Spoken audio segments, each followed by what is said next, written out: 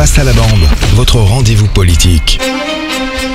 Aujourd'hui, Robin Reda, vous êtes face à la bande. Merci d'avoir accepté notre invitation. Vous êtes député Renaissance de la 7e circonscription de l'Essonne. Tout jeune, vous étiez déjà attiré par les médias puisque vous avez fait de la radio, de la web radio même. Ensuite, vous faites des études à Sciences Po. En 2017, vous devenez député sous la bannière Les Républicains. Vous étiez l'un des plus jeunes députés de l'Assemblée. Vous avez beaucoup voyagé politiquement puisque vous avez été à LR, comme je l'ai dit. Vous quittez le parti en 2019 pour rejoindre Libre, le mouvement de Valérie Pécresse. Vous retournez chez les Républicains en 2021. À la présidentielle de 2022, vous soutenez la candidature de Valérie Pécresse. Vous bénéficiez de l'investiture LR pour les législatives avant de finalement rejoindre ensemble la majorité d'Emmanuel Macron. Et pour cette première partie de Face à la bande, Robin Reda, c'est Axel Rebaud qui ouvre cette première partie. Robin Reda, pour Elisabeth Borne, ce n'est plus négociable. La retraite, ça sera à 64 ans. La mobilisation dans la rue, c'est le message, ça ne sert à rien. Bon, bonsoir la bande déjà. C'est vrai que dans ma vision de la politique, il y a la vision de la transformation de la société et j'ai toujours été un réformiste et c'est pour ça aujourd'hui que j'appartiens à cette majorité parce que dans les projets qui ont été proposés aux Français au cours de l'année 2022, il vous a pas échappé qu'il y avait en gros deux grandes visions de la France qui s'opposaient, une vision très fermée, très protectionniste parfois sur le repli sur soi, qui était celle soit de l'extrême droite, soit de l'extrême gauche, et puis le projet du président de la République qui voulait réformer profondément la France, continuer à réformer pour préserver l'emploi et préserver notre modèle social. Et donc cette réforme des retraites dont nous parlons, c'est pas une réforme pour faire plaisir à quiconque, pas même au gouvernement qui est chargé de la mettre en œuvre, parce que c'est jamais une partie de plaisir. C'est une façon de préserver notre modèle social. Après, on peut avoir une question, on peut avoir un débat pour savoir si on souhaite. Alors toutefois, Robin Reda, la question de la justesse, dire que cette réforme elle est plus juste, ça a été un argument avant finalement de revenir sur ces pas. Mais donc aujourd'hui, vous le dites, en vrai, comment dire, est-ce qu'on est vraiment dans le dialogue avec l'opposition qu'avait promis Emmanuel Macron lors de sa réélection, Robin Reda ? Mais le dialogue, il a eu lieu et il va continuer à avoir lieu. D'abord, cette réforme, elle tombe pas de nulle part. Elle arrive après une élection présidentielle, une élection législative où les uns et les autres ont présenté des projets, encore une fois, et notamment la réforme des retraites. Elle arrive après 3 mois de discussion avec les partenaires sociaux. Elle arrive aussi après un automne où je vous rappelle qu'Emmanuel Robin Reda annoncer qu'on va imposer un texte sans aucune discussion, ça reste quand même fermer la porte au débat, même si la réforme elle est annoncée de longue date. On a Emmanuel Macron qui disait en avril 2022 à sa réélection, c'était il n'y a pas si longtemps, je sais que nombre de nos compatriotes ont voté pour moi, non pour soutenir les idées que je porte, mais pour faire barrage à celles de l'extrême droite. Je veux leur dire que j'ai conscience que ce vote m'oblige. Aujourd'hui, le président, il mentait en disant ça ? Je suis pas sûr que ça a engagé la réforme des retraites et je voudrais surtout vous préciser qu'il y a eu ensuite des élections législatives, c'est-à-dire un programme de gouvernement. Et dans cette élection législative, même si la majorité présidentielle n'a pas eu la majorité absolue, on peut remarquer que d'autres formations politiques, je pense aux Républicains, avaient la réforme des retraites dans leur projet. Et donc on peut considérer qu'il y a une majorité de députés à l'Assemblée nationale qui ont été élus sur un programme consistant à réformer les retraites. Mais pourtant, aujourd'hui, Robin Reda, on a 72% des Français qui sont hostiles au report de l'âge légal du départ à la retraite à 64 ans. 72%. Donc on peut dire, oui, mais on a certains députés qui y sont favorables alors qu'ils ne sont pas de la majorité. Aujourd'hui, les Français, dans leur grande majorité, ils n'en veulent pas. Oui, les Français, ils refusent cette réforme qui est en majorité dans les sondages, parce que c'est évidemment un effort qui vient dans une période qui en plus est difficile pour chacune et pour chacun, parce qu'elle vient dans un contexte d'inflation, un contexte où parfois les salaires sont trop bas, même si l'emploi est reparti fortement à la hausse et qu'on est dans une société qui tend vers le plein emploi. On n'est pas dans une société encore idéale, loin de là. Et donc cet effort supplémentaire qui est demandé aux Français, c'est sûr qu'il n'est pas vécu comme quelque chose de très agréable dans cette période. Ça, je le comprends, mais c'était malvenu selon vous ? Je voudrais juste dire qu'on ne décale pas l'âge d'égal de départ à la retraite à 64 ans le mois prochain, ni même en septembre prochain. On parle de 2030. Donc il y a une génération qui, effectivement, à partir de l'année prochaine, travaillera plus 3 mois, puis ensuite ce sera plus 6 mois, puis ainsi de suite jusqu'à 64 ans. Mais contrairement à ce qu'on pourrait croire parfois quand on entend le discours médiatique, nous ne sommes pas dans une transition dure vers les 64 ans. Il y a quasiment 10 ans qui vont s'écouler avant que les Français partent effectivement en moyenne à 64 ans. On entend en tout cas les éléments de langage, Romain Reda. Voilà, cette réforme, elle est dure, mais elle est juste.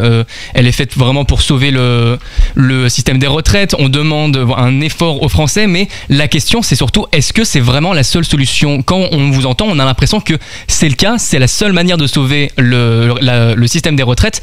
Or, aujourd'hui, on le sait, ce n'est pas le seul cas. Il y a par exemple l'organisation Oxfam qui le dit, en taxant seulement les 42 milliardaires de France à 2% seulement, on pourrait financer ces retraites. C'est plus juste, selon vous, de faire travailler des millions de Français 2 ans de plus, donc?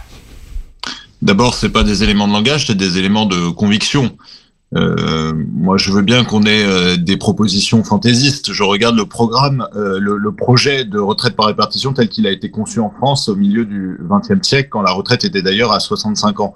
Ce modèle-là, il est fondé sur le travail des actifs qui finance la retraite de ceux qui ont travaillé précédemment, c'est-à-dire ceux qui sont retraités. C'est un beau modèle, c'est un modèle qui valorise le travail, qui n'est pas une prison, qui peut être pénible, et il faut l'entendre et il faut le prendre en compte dans la réforme. Mais moi, je ne considère pas que le travail soit une prison. Je pense que c'est un endroit de sociabilité et d'émancipation qui est important dans une société. Et on veut des retraités qui puissent vivre décemment à la retraite, on l'espère dans leur grande majorité. Et pour qu'ils puissent vivre décemment à la retraite, il faut que leur pension soit décente, il faut qu'il y ait des gens qui travaillent pour les payer. Mais vous parlez, Robin Reda, des retraités. Vous parlez des retraités pour qu'ils puissent justement bénéficier de cette retraite, mais il y a cette statistique qu'on a beaucoup vue récemment. Robin Reda, c'est près d'un quart des Français les plus pauvres sont déjà morts en fait à 62 ans, et c'est un tiers, lorsqu'ils arrivent à 65 ans. Aujourd'hui, est-ce que vous acceptez, vous assumez que pour sauver le système des retraites, il faut que certains n'en profitent jamais? Mais vous savez, cette réforme des retraites, elle n'a pas vocation, comme vous l'avez compris, à mettre fin à toutes les injustices qui existent dans ce monde et qui sont révoltantes. Il y a effectivement, pour être tout à fait précis sur la statistique que vous citez, un quart des Français qui se situent dans les 5% les plus pauvres qui ont beaucoup moins de chances d'arriver à l'âge de la retraite en bonne santé, voire de mourir, mais on parle d'un décès de la population qui malheureusement est souvent en dehors déjà de l'emploi, et c'est donc, vous voyez, un travail sur toute la chaîne. La retraite. Robert Reda, on a bien compris, merci. Je rappelle que vous êtes député Renaissance de l'Essonne. Restez bien avec nous, on se retrouve dans quelques instants pour que vous affrontiez la bande. Face à la bande, votre rendez-vous politique. Deuxième partie de Face à la bande avec vous, Robin Reda. Je rappelle que vous êtes député Renaissance de l'Essonne. Il est temps pour vous d'affronter notre équipe de journalistes. Mais avant ça, une fois n'est pas coutume, c'est par une question d'un auditeur que nous allons commencer. Et elle vous est posée par Léo, je le cite. Au moment où je crève de faim et où le prix de l'électricité augmente, est-ce que c'est le moment de m'imposer une réforme des retraites ? Léo, si vous voulez que votre avenir soit celui d'une France qui vous offre le même modèle social qu'à vos parents et à vos grands-parents, c'est-à-dire des soins gratuits, c'est-à-dire une éducation, un enseignement supérieur qui, même si la vie étudiante, je le sais pour l'avoir vécu, n'est pas toujours un long fleuve tranquille, vous permet d'accéder à un bon emploi, un bon salaire, à une vie confortable. Oui, il faut qu'on puisse regarder les réalités économiques du pays. Moi, j'ai toujours été en faveur d'une réforme des retraites. En 2010, j'étais déjà militant de la réforme qui a permis de sauver le régime de retraite sur la décennie qui s'est écoulée. C'est le Conseil d'orientation des retraites qui le dit. Donc voilà, si on veut garder ce modèle de retraite, alors il faut le financer. Sinon, on peut aussi changer de modèle et faire un modèle du chacun pour soi où les uns et les autres devront cotiser pour payer leur propre retraite. Mais Robert Reda, je vous coupe une nouvelle fois la parole. Cette fois, c'est pour donner la parole à Raphaël Bardena qui va vous poser une question concernant la loi immigration. Après la réforme des retraites, c'est sûrement le projet de loi immigration qui s'annonce tout aussi compliqué à voter pour le gouvernement. Robin Reda, le 49.3 ne peut être utilisé un nombre de fois illimité, donc le soutien de LR est essentiel pour ce projet.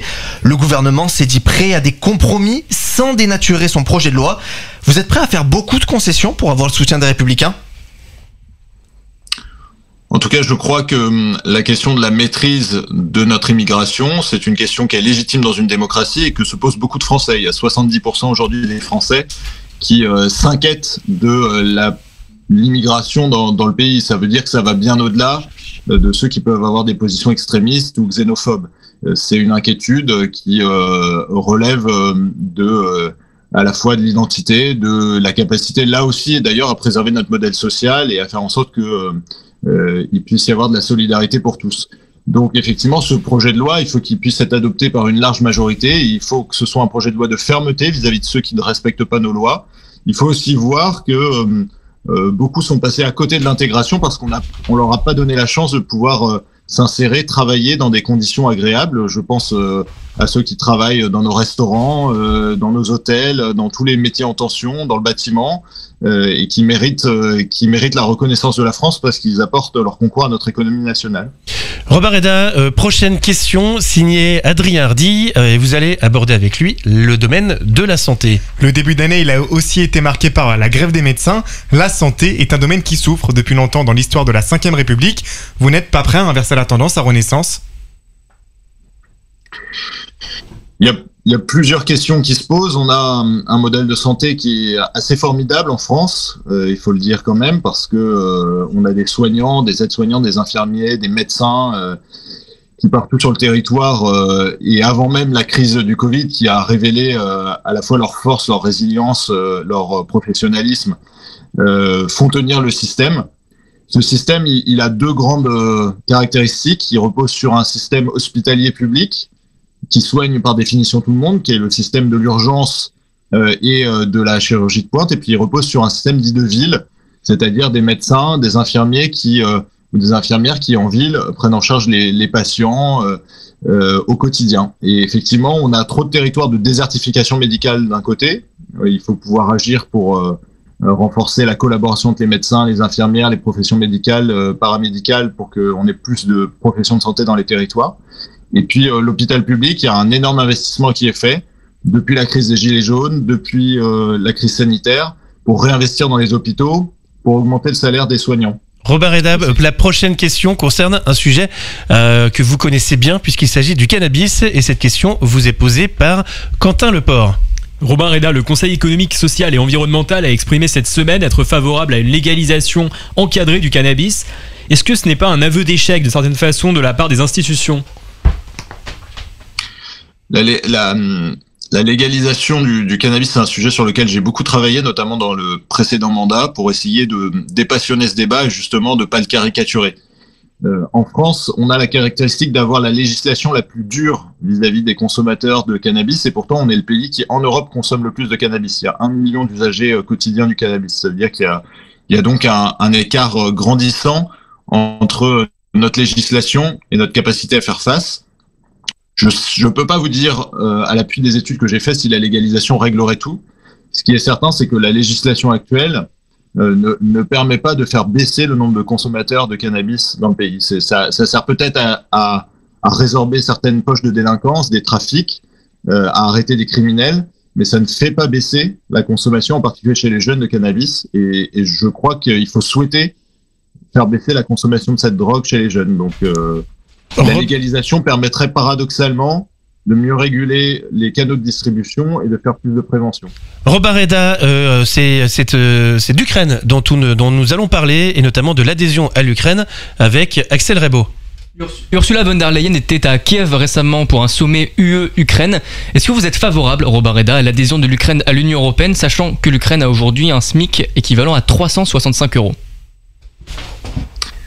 Alors il y a un processus qui est souhaité par beaucoup de pays européens et d'Européens qui permettrait à l'Ukraine d'adhérer à l'Union européenne. Il faut savoir que le processus d'adhésion d'un pays à l'Union européenne, c'est pas en quelques mois, même si la situation est exceptionnelle. Je crois que le message qui est envoyé par les autorités européennes, c'est surtout celui de dire que l'Ukraine est un pays qui fait partie de ceux qui souhaitent s'inscrire dans la tradition des droits de l'homme et de la paix, telle que la construction européenne l'exige, contrairement à la Russie, qui a rompu cet équilibre et qui cherche la guerre, qui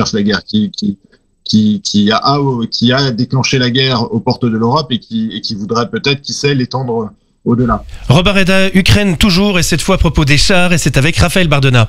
Rapidement, Robin Reda, les États-Unis et l'Allemagne ont annoncé qu'ils allaient livrer des chars à l'Ukraine. La France ne l'a toujours pas fait. Est-ce qu'on doit tout simplement livrer des chars en Ukraine ? On a déjà une aide conséquente en matériel aux Ukrainiens. Je ne sais pas s'il faut aller jusqu'à la livraison de chars parce que on voit que c'est aussi après une question de matériel. Donc moi, je suis surtout favorable à ce qu'on continue d'apporter notre expertise et des armes de combat au contact aux Ukrainiens. Robin Reda, merci d'avoir accepté notre invitation, merci d'avoir joué le jeu de Face à la bande. Je rappelle que vous êtes député Renaissance de la 7e circonscription de l'Essonne en région parisienne. Merci beaucoup. Face à la bande, votre rendez-vous politique.